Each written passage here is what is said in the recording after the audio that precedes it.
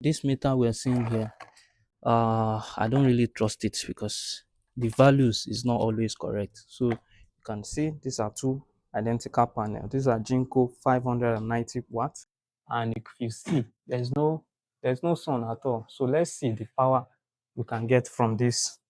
uh so we'll be looking at this. So you can see here, this is about 48 volts. Okay, so I'll connect this now. Let's see the wattage. Okay, so I'll connect this to charge as well as connect. Okay, so I'll connect it now, then I will turn the. Okay, this is on. Okay, so you can see, so we are getting 72 watts. Okay, so you can see that's 72, 73 watts, right? So that is what these panels are producing. But let's check this meter. Okay, so I'll be checking with this meter. You can see that is a 74 watt. But let's test this other panel that is not connected and see how many watts it will show us. So I'll take this into the positive, and okay, so then this goes.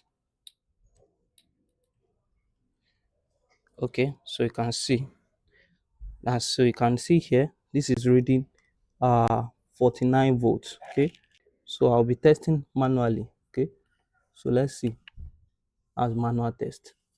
So it's showing us what, 513. And it's saying that we are doing 11.69 amps. Where is it coming from? Okay, so you can see, let me test again as a second test.